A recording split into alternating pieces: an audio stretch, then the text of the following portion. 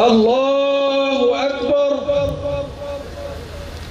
السلام علیکم ورحمۃ اللہ، السلام علیکم ورحمۃ اللہ۔ آزادی فلسطین کے عظیم داعی اور رہنما شہید اسماعیل ہنیہ کی قطر اور لاہور میں ایک ساتھ نماز جنازہ۔ دوحہ میں ہونے والی نماز جنازہ میں امیر قطر سمیت متعدد مسلم ممالک کی حکومتی شخصیات اور رہنماؤں کی شرکت۔ مسجد امام محمد بن عبد الوہاب میں ہزاروں افراد کا اجتماع۔ لاہور کے مال روڈ پر مسجد شہداء میں نماز جنازہ کا اہتمام تکمیل پاکستان موومنٹ کی جانب سے کیا گیا۔ چیئرمین تکمیل پاکستان سعد نذیر نے نماز جنازہ پڑھائی۔ گورنر پنجاب سردار سلیم حیدر کی شرکت۔ اسرائیل کو جواب دینے کے لیے مسلم امہ کے اتحاد پر زور۔ اجتماع میں شہر شہر سے لوگوں کی بڑی تعداد شریک ہوئی۔ نماز جنازہ اور دعا کے بعد اسرائیل کے وحشیانہ مظالم کے خلاف احتجاج بھی ریکارڈ کرایا گیا۔ نعرہ تکبیر، نعرہ تکبیر۔ امت انشاءاللہ ایک ہوگی اور دین حق قائم ہوگا اور اس میں تمام جماعتیں اکٹھی ہوں گی۔ اللہ نے چاہا تو خلافت قائم ہوگی اور یہ پوری اسلامی دنیا مل کے کفر کو ناکوں چنے چلوائے گی انشاءاللہ۔ امت ایک ہوگی اور دین حق قائم ہوگا، اللہ نے چاہا تو ملک میں خلافت قائم ہو کر رہے گی۔ چیئرمین تکمیل پاکستان موومنٹ سعد نذیر کا لاہور مال روڈ پر شہید اسماعیل ہنیہ کے غائبانہ نماز جنازہ کے شرکاء سے خطاب۔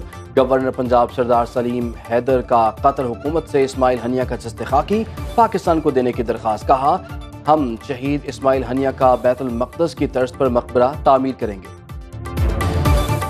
اپنی گورنمنٹ سے بھی گزارش کرتا ہوں اور کروں گا، اور قطر گورنمنٹ سے ہم یہ گزارش کریں گے کہ اگر اسماعیل ہنیہ کا جسد خاکی ہمیں دیا جائے تو یہاں ہم سارے گورنمنٹ سے نہیں اپنے طور پہ مل کے اسماعیل ہنیہ کا مسجد اقصی کی طرز پہ یہاں پہ ہم ایسا مقبرہ تعمیر کریں گے کہ جو رہتی دنیا تک یاد رہے۔ اللہ اکبر۔ السلام علیکم ورحمۃ اللہ، السلام علیکم ورحمۃ اللہ۔ پاکستان میں اسماعیل ہنیہ کی شہادت پر یوم سوگ، قتل کے خلاف مذمتی قرارداد قومی اسمبلی میں متفقہ طور پر منظور۔ پارلیمنٹ ہاؤس میں حماس رہنما اسماعیل ہنیہ کی غائبانہ نماز جنازہ میں وزیر اعظم، وفاقی وزراء اور اپوزیشن رہنماؤں کی شرکت۔ قومی اسمبلی سے خطاب کرتے ہوئے وزیر اعظم شہباز شریف نے کہا کہ 9 ماہ سے غزہ مقتل گاہ بنا ہوا ہے۔ مسلم ممالک میں عوام کا غم و غصہ بڑھ رہا ہے، آنکھیں بند کرنے سے کام نہیں چلے گا۔ وزیر اعظم کا زخمی فلسطینیوں کو علاج کے لیے پاکستان لانے کا اعلان۔ آج یہ ایوان ایک ایسی بھرپور آواز ہے جو کہ دنیا میں گونجے گی اور دشمنان پاکستان کے دل ہلیں گے اور پاکستان کے دوستوں کو تقویت ملے گی۔ ایک بہت بڑا واقعہ ہوا ہے مسلم دنیا کے لیے، سوچ کا دن ہے آج۔ جب سے اسرائیل معرض وجود میں آیا، فلسطینیوں کے لیے زندگی تنگ کر کے رکھ دی گئی، ان پر ظلم کے وہ پہاڑ توڑے گئے، ان پر اتنے ظلم ہوئے کہ جس کی مثال شاید تاریخ میں ڈھونڈنی اتنی آسان نہ ہو۔ فلسطین قراردادوں سے آزاد نہیں ہوگا، مسلم دنیا کو اکٹھا کرنا ہوگا۔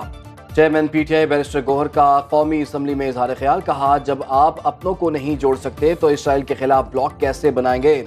امت کے متحد ہونے سے ہی فلسطینیوں اور کشمیریوں کو آزادی ملے گی۔ بانی پی ٹی آئی جلد باہر اور امت مسلمہ کو لیڈ کریں گے۔ رہنما پیپلز پارٹی راجہ پرویز اشرف نے کہا کہ وزیر اعظم مذاکرات کا سلسلہ شروع کریں اور ملک بچائیں۔ ہمارے اتحاد سے اسرائیل ڈرے گا، ہم سب مل کر بھی کمزور اور اسرائیل اکیلا بھی طاقتور۔ عبدالغفور حیدری کا وزیر اعظم سے OIC کا اجلاس بلانے کا مطالبہ۔ خالد مقبول صدیقی نے کہا کہ اسرائیل کی صرف مذمت نہیں مرمت کرنی چاہیے۔ محمود اچکزئی نے کہا کہ نیتن یاہو کو دہشت گرد قرار دے دینا چاہیے۔ چیئرمین نال پاکستان علماء کونسل علامہ طاہر اشرفی تکمیل پاکستان موومنٹ کے معترف نکلے۔ علامہ طاہر اشرفی نے چیئرمین تکمیل پاکستان موومنٹ سعد نذیر کو مسلم اتحاد کے لیے کوششوں کو سراہا۔ सुनो न्यूज़ हेड ऑफिस के दौरे के मौके पर कहा कि शहीद इस्माइल हनिया ने जिंदगी भर बहादुरी से फ़लस्तीन कॉज को जारी रखा। उम्मत मुस्लिमा की यकजहती वक्त की अहम ज़रूरत है। इस वक्त या तो हम मिलकर कुफ्र का मुकाबला करें या इसी तरह बिखर कर अगयार की साजिशों का शिकार होते रहें। पाक फौज दुनिया की वाहिद मुस्लिम फौज है जिसने फ़लस्तीनी सफ़ीर को GHQ बुलाकर हिमायत का यकीन दिलाया। चीन वो वाहिद मुल्क था जिसने CPEC के तहत सरमायाकारी का हमें अंदिया दिया। मियां नवाज शरीफ के साथ 2015 में अप्रैल में यहीं इस्लामाबाद में मुआहदा हुआ और फिर आपने देखा देखते ही देखते हज़ारों मेगावाट बिजली के मंसूबे लगाने के ऊपर काम शुरू हुआ और तारीख़ की तेज़ तरीन मैं समझता हूँ कि स्पीड पर ये मंसूबे लगाए गए। पावर सेक्टर और FBR को करप्शन से पाक करना होगा। ये दोनों इदारे ठीक ना हुए तो खुदा न खास्ता मुल्क की नाव डूब सकती है। वज़ीर-ए-आज़म का काबीना इजलास से खिताब। कहा बिजली सस्ती करना उनकी हुकूमत का बलीन एजेंडा है। इस मामले पर धरने देना और सियासत करना अवामी मैंडेट की तौहीन है। बड़ी बड़ी बातें करने वालों ने मुल्क में एक भी डैम नहीं बनाया। बातें करना आसान और काम करना बहुत मुश्किल है। टैक्स देने वालों पर मजीद टैक्स डालना काबिल तारीफ नहीं। तनख्वाहदार तबके पर टैक्स का एहसास है।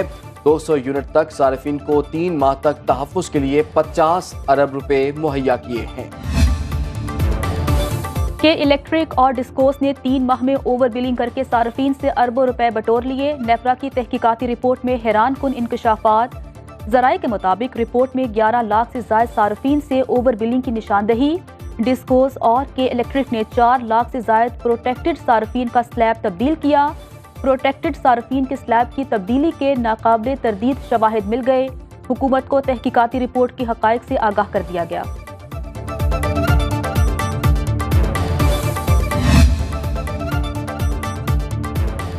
मुल्क भर में बिजली की तकसीम कार कंपनियों की निजकारी। वजारत पावर डिवीजन ने नोटिफिकेशन जारी कर दिया। डिस्कोस की प्राइवेटाइजेशन मरहला वार होगी। पहले मरहले में फेस्को, गैपको, हेस्को और आइस्को की निजकारी होगी। दूसरे मरहले में मैपको और पेपको समेत दीगर कंपनीज को प्राइवेटाइज किया जाएगा।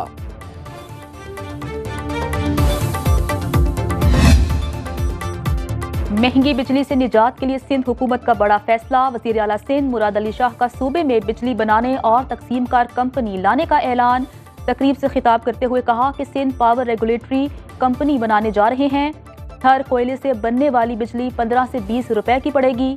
विफाकी हुकूमत से शिकवा करते हैं कि मुल्क की 70% गैस सिंध पैदा करता है, फिर भी हमारी सनतों को गैस नहीं मिल रही। कराची सिर्फ शहर नहीं, मुल्क की लाइफ लाइन है।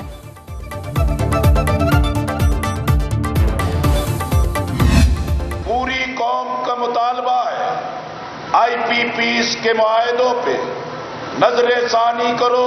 हमने तमाम चीजें पहुंचा दी और उन्होंने इस बात को तस्लीम किया पूरी कमेटी और कहा हम ये तमाम बातें वजीर आजम तक पहुंचा दें। हुकूमत को IPPs मुआहदों पर नजरसानी और नाजायज टैक्सों के खात्मे के लिए कह दिया। मुज़ाकरात के लिए बॉल अब हुकूमत के कोर्ट में है। लियाकत बलोच का धरने से खिताब। कहा हम इश्तियाल में नहीं आएंगे, धरना कामयाब बनाएंगे। अमीर जमात इस्लामी हाफिज नईमुर रहमान की कतर से वापसी के बाद आइंदा के लाए अमल का ऐलान किया जाएगा। हाफिज नईम इस्माइल हनिया की नमाज जनाजा में शिरकत के लिए कतर गए।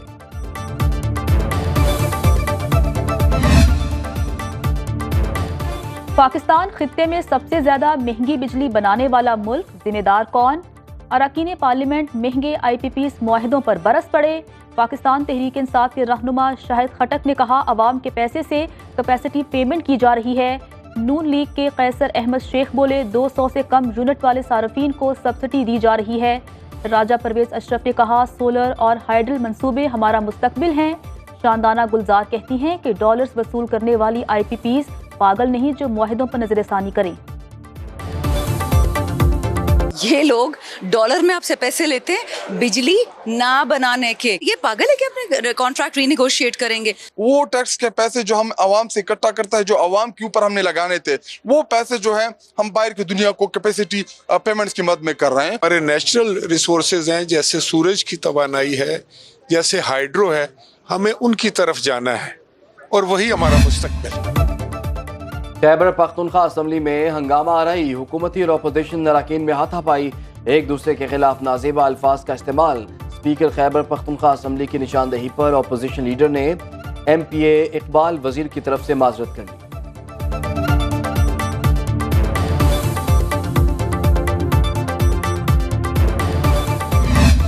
تو آج نہیں تو کل آپ دیکھیں گے مولانا صاحب اس الائنس کا حصہ ہوں گے جس میں اچکزئی صاحب ہیں، جس میں MWM ہے، جس میں مینگل صاحب ہیں، جس میں SIC ہے، اور ایونچولی آپ دیکھیں گے JI بھی اس میں کا حصہ بنے گی، جماعت اسلامی بھی اس کا حصہ بنے گی. پاکستان تحریک انصاف کے رہنما عامر ڈوگر کا بڑا دعویٰ. سنو نیوز کے پروگرام برعکس رانا مبشر کے ساتھ میں گفتگو کرتے ہوئے کہا کہ حکومت کے خلاف اپوزیشن جماعتوں کا الائنس جلد بنے گا. فضل الرحمان اس کا حصہ ہوں گے. وزیر اعلیٰ پنجاب کو تبدیل نہ کرنا بانی پاکستان تحریک انصاف کی غلطی تھی. عثمان بزدار کو ساری زندگی بھی جیل میں رہنا پڑے تو کم ہے. مخصوص نشستیں ملنے کے بعد تحریک عدم اعتماد سے متعلق فیصلہ کریں گے.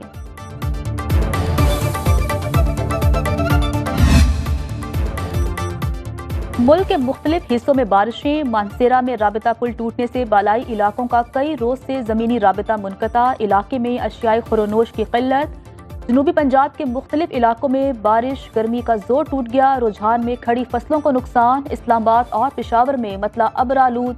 حیدرآباد میں بارش سے 100 سے زائد فیڈر سٹرپ کر گئے. کراچی کے مختلف علاقوں میں بھی بادل برسے. محکمہ موسمیات کی رواں ماہ معمول سے زیادہ بارشوں کی پیشگوئی. 7 اگست سے داخل ہونے والا نیا سپیل 15 اگست تک جاری رہے گا. بلوچستان میں کل سے بادل برسنے کا امکان.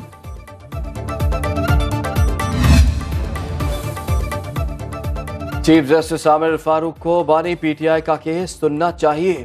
توشخانہ کیس میں کچھ نہیں. اپوزیشن لیڈر عمر ایوب کی انسداد دہشت گردی عدالت لاہور کے باہر میڈیا سے گفتگو. کہا عدت کیس میں بانی بری ہو چکے. 190 ملین پاؤنڈ کیس ہی نہیں بنتا. سندھ میں عالیہ حمزہ کے خلاف نئے کیس بنانے پر کام ہو رہا ہے. انسداد دہشت گردی عدالت نے 9 مئی کے 3 مقدمات میں عمر ایوب، فواد چودھری اور اسد عمر سمیت 36 ملزمان کی عبوری ضمانت میں 10 اگست تک توسیع کر دی. حکومت کا لاپتہ افراد کے اہل خانہ کے لیے امدادی پیکج کا اعلان. 5 سال سے زائد عرصے سے لاپتہ فرد کے اہل خانہ کو 50 لاکھ روپے ملیں گے. وفاقی کابینہ نے قانونی مدد کرنے کی بھی منظوری دے دی. وفاقی وزیر قانون اعظم نذیر تارڑ کی کابینہ اجلاس کے بعد میڈیا کو بریفنگ. کہا آج 2 کمیٹیوں کی رپورٹ کابینہ میں پیش کی گئی. کابینہ نے دونوں رپورٹس کی منظوری دے دی. وزیر قانون نے کہا کہ لاپتہ افراد کے حوالے سے خصوصی کمیٹی قائم کی جائے گی. لاپتہ ہونے کی ذمہ دار صرف ایجنسیاں نہیں اور بھی عوامل ہیں. کچھ لیڈر نفرت کی سیاست کرتے ہیں. سینئر وزیر سندھ شرجیل انعام میمن کا تقریب سے خطاب. کہا ہمارے خلاف جھوٹے کیس بنے، جیلوں میں ڈالا گیا، لیکن ملک کے خلاف نہیں بولے. حکومت چلی جائے تو زہر نہیں اگلنا چاہیے. پاکستان کو انتشار نہیں، اتحاد کی ضرورت ہے.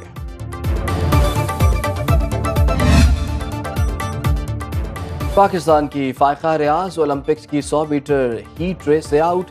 فائقہ ہیٹ میں 6 نمبر پر رہنے کے باعث اگلے راؤنڈ کے لیے کوالیفائی نہ کر سکی. پاکستان کا کوئی ایتھلیٹ ابھی تک میڈل حاصل نہ کر سکا. کشمالہ طلت، گلفام جوزف، سویمر احمد دورانی اور جہارہ نبی پہلے ہی ایونٹ سے باہر ہو چکے ہیں. غلام مصطفیٰ بشیر 4 اگست کو شوٹنگ کے مقابلوں میں حصہ لیں گے. ارشد ندیم 6 اگست کو جیولن تھرو کے مقابلوں میں ان ایکشن ہوں گے. اور پیرس اولمپکس میں چین کی سبقت برقرار. 13 سونے، 7 چاندی، 7 کانسی کے تمغے جیت کر سر فہرست. امریکہ 9 گولڈ، 17 سلور، 15 برونز میڈل جیت کر دوسرے نمبر پر. برطانیہ کی 9 گولڈ، 8 سلور، 8 برونز کے ساتھ تیسری پوزیشن. فرانس، آسٹریلیا، جاپان نے بھی 8 سونے کے تمغے حاصل کر لیے.